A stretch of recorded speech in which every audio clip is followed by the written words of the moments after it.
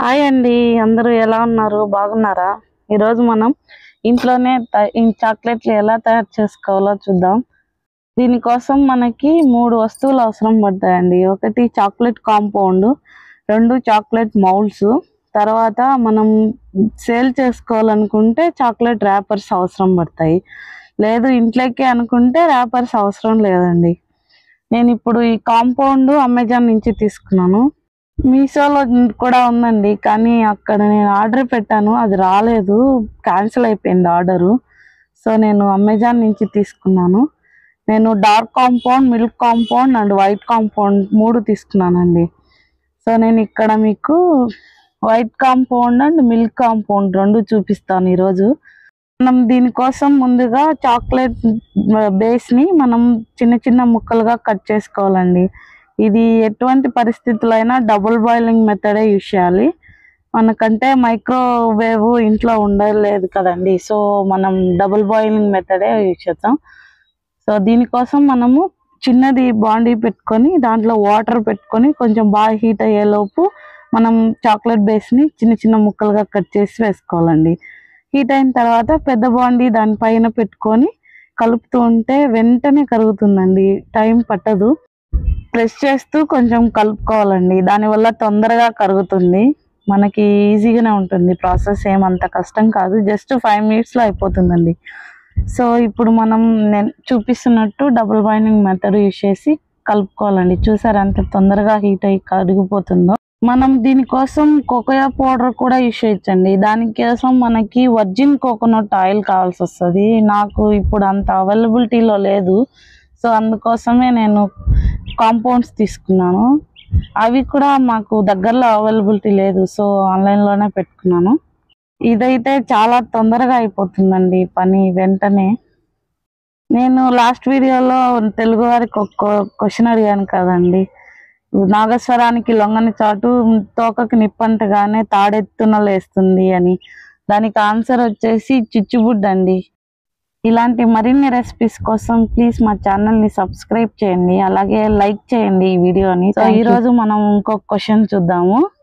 దానికోసం జీడివారి కోడలు, సిరిగల వారి ఆడపడుచు, వయసులో కురికే వయ్యారి వైశాఖ మాసంలో వస్తుంది. సో చెప్పండి ఎంతమందికి ఆన్సర్ కరెక్ట్గా తెలుసో చూద్దాం. కామెంట్ చేయండి. ఇప్పుడు మన బేస్ అయితే కరిగిపోయిందండి. సో నేను దీన్ని తీసేసి పక్కన పెట్టుకున్నాను. సో దీన్ని రూమ్ టెంపరేచర్ వచ్చేంత వరకు కలుపుకుంటూ ఉండాలండి. సో వెంటనే కూల్ అవుతుంది. ప్లస్ షైనింగ్ రావడం వల్ల టేస్ట్ అనేది చాలా బాగుంటుందండి. ఊరికే పెట్టడం వల్ల కంటే కలుపుతూ ఉండడం వల్ల చూడండి అప్పుడే షైనింగ్ అనేది ఎంత బాగా వస్తుందో. నార్మల్గా వేడిగా ఉన్నప్పుడు మౌల్డ్స్లో వేయకూడదండి.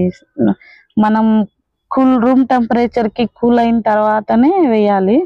అప్పుడు కరెక్ట్గా సెట్ అయ్యి బాగా వస్తాయండి షేప్స్ అనేవి.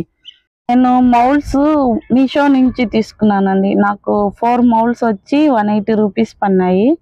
అవి ఒకటి లవ్ షేపు, ఒకటి ఏబిసిడి, ఇంకోటి ఫ్లవర్స్ టైప్లో వచ్చినాయి, ఇంకోటి డైరీ మిల్క్ టైప్ అండి. సో ఈ 4 వచ్చి నాకు 180 రూపీస్, అరౌండ్ ఒక్కొక్కటి 45 రూపీస్ అలా పడ్డాయండి. సో మీకు ఎవరికైనా ఇంట్రెస్ట్ ఉంటే కావాలంటే చెప్పండి. కామెంట్స్లో లింక్ మీకు షేర్ చేస్తాను. ఓకే, ఇప్పుడు నేను చూడండి ఎంత అట్లా కలుపుకుంటూ ఉండాలండి. సో ఇది నాకు ఇంకా రూమ్ టెంపరేచర్ రాలేదు. జస్ట్ ఇదంతా ఒక 2 మినిట్స్లోనే అయిపోతుందండి. ఎంత టైం పట్టదు. సో మన సైడ్లో అట్లా అనుకుంటూ కలుపుకోవాలి. ఇప్పుడు ఏమైందంటే నాకు చల్లారిన తర్వాత నేను ఇప్పుడు డైరీ మిల్క్ బేస్లో వేస్తున్నానండి. చూడండి అది మౌల్డ్ అట్లా వస్తుంది. సో నేను అలా వేసుకొని కొంచెం కలిపి పెట్టుకోవాలి. ఎడ్జెస్లో అలా గ్యాప్స్ లేకుండా చూసుకోవాలండి. సో దానివల్ల చాక్లెట్ షేప్ అనేది ఎగ్జాక్ట్గా డైరీ మిల్క్ షేప్లోనే వస్తుందండి. చూసారా అలా సైడ్లు కొంచెం అనుకోవచ్చు. మీరు కావాలంటే చిన్న స్పూన్ తీసుకుంటే బాగా ఈజీగా అవుతుంది. సో నేను ఇది పెద్దది కాబట్టి బేస్ అందులో ఇంట్లోకే కాబట్టి నేను పెద్దదాంతోనే వేసాను. ఇది అయిన తర్వాత కొంచెం అలా ట్యాప్ చేసుకోవాలండి. చేసుకోవడం వల్ల లోపల ఎయిర్ బబుల్స్ ఏమైనా ఉంటే బయటకు వచ్చేస్తాయి. లేదు అట్లే పెట్టినా ఏం కాదు, కానీ లోపల ఎయిర్ గ్యాప్ అనేది కొంచెం హోల్స్ లాగా ఏర్పడుతుంది.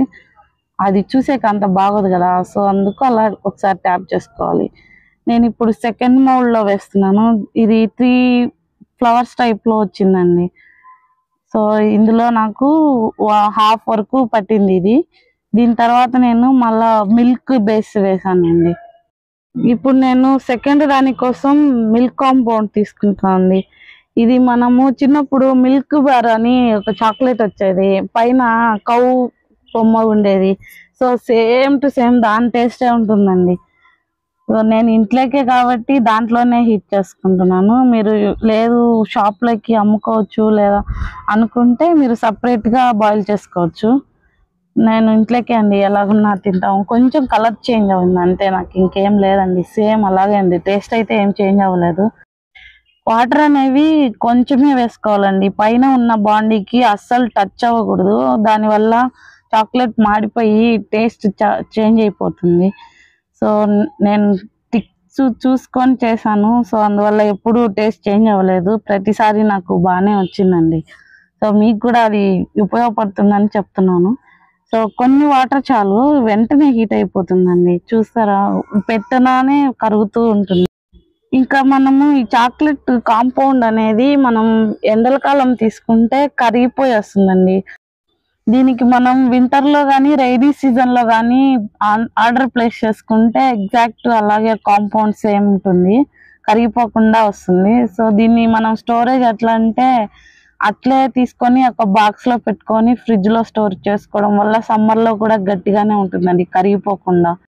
చాలా ఏం మెల్ట్ అవ్వదు, జస్ట్ పైన కొంచెం మెత్తబడిపోయి ఉంటుంది. సో తినే కొంచెం బాగోదు, అందుకోసం ఫ్రిడ్జ్లో పెట్టుకోవాలి, లేదంటే బయట పెట్టినా బాగానే ఉంటుందండి.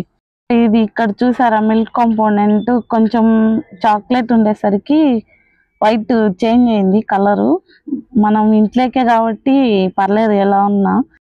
దీన్ని కూడా సేమ్ యాజ్ ఇట్ ఈజ్ కరిగిన తర్వాత మనం కలుపుకుంటూ కొంచెం ఎడ్జెస్లో గట్టి పడకుండా కలుపుతూ చూసుకోవాలండి. దానివల్ల మనకి షైనింగ్ టేస్ట్ బాగుంటుంది, చాక్లెట్ అనేది చేంజ్ అవ్వకుండా ఉంటుంది. తర్వాత రూమ్ టెంపరేచర్ వచ్చిన తర్వాత మౌల్డ్స్లో వేస్తాను. మీరు అక్కడ చూస్తే నాకు థర్డ్ మౌల్డ్ అండి, అదే లవ్ షేప్లో, దీంట్లోకి వేస్తాను ఇప్పుడు నేను.